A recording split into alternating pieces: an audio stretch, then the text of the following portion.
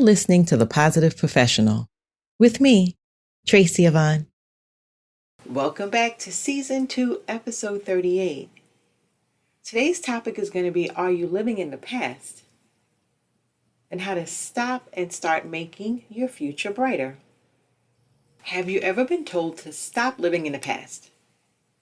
And people will often say this in an attempt to provide encouraging advice about moving on in your life. It sounds easy, but is it? Although it sounds easy enough, it can be very difficult, especially if there are deep-seated reasons behind living in the past. Significant past experiences and memories such as death of a loved one, a painful breakup, traumatic childhood, etc. can be contributing factors as to why you can't simply and easily move on with life. Possibly, though, you may be holding on to things that are no longer relevant. If you can't let go of the past, you won't be able to fully appreciate the beauty of the present. The hardest part of any change is making the decision and starting. The first step is some quiet and healthy self-reflection. So pause for a while and contemplate on your life and its associated feelings, compared to what they could be. Without your active effort, things may improve terribly slowly. And you can take action and make space for a new, happier life. Now, there are some ways to move forward.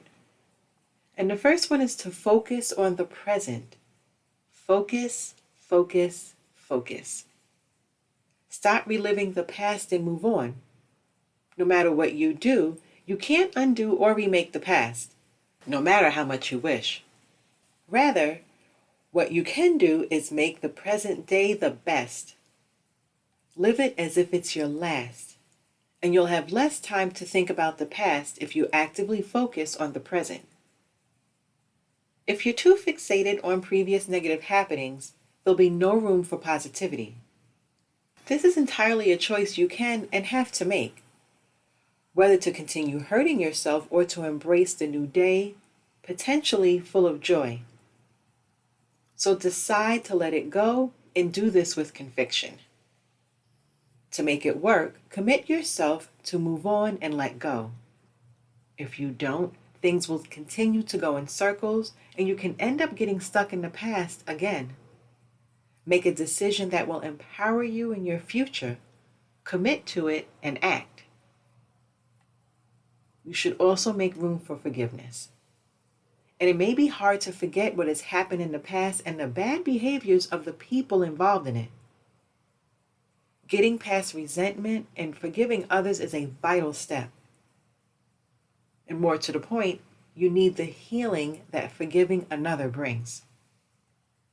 Now, forgiving doesn't necessarily mean that you agree with what they did.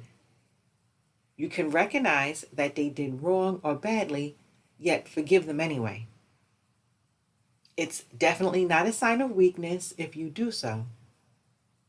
It's confirmation that you want to move on with life and to welcome any joy the present moment brings. And this one is also important, to physically distance yourself. Don't remain attached to an environment, and that's including people, that keeps you trapped in your current circumstances and mindset. It's emotionally healthy to distance yourself from a situation or an individual that's causing you to be depressed. Psychological or physical distance can help with letting go by the virtue of not being constantly reminded of anything that hinders your progress.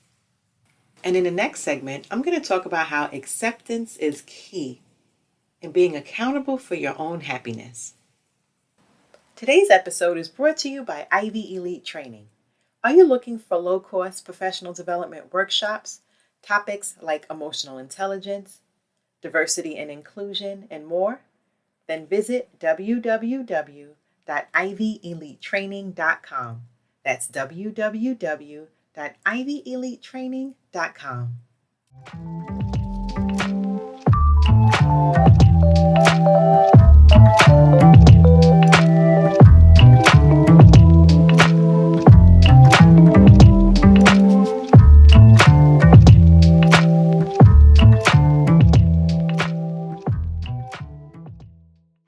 Accepting your past experiences and the people that have been part of it will help you in moving on.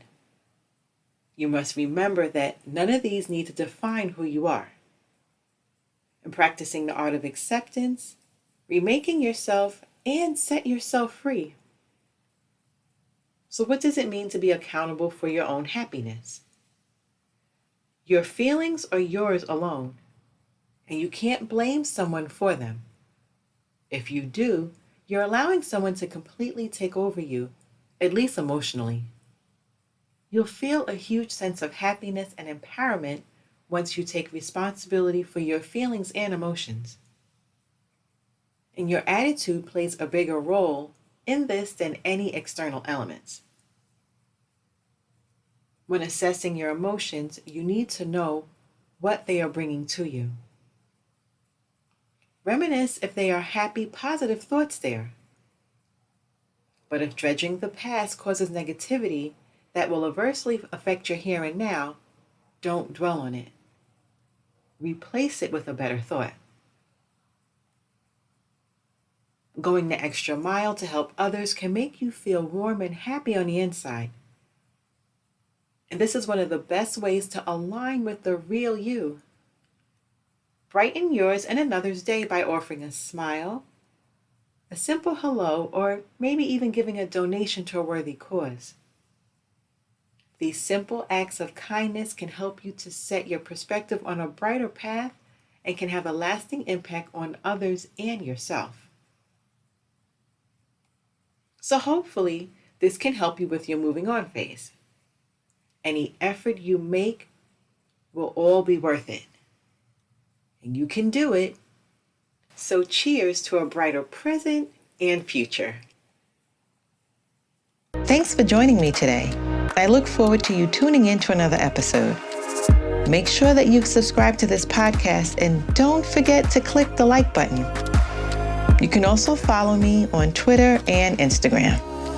Stay safe and be well.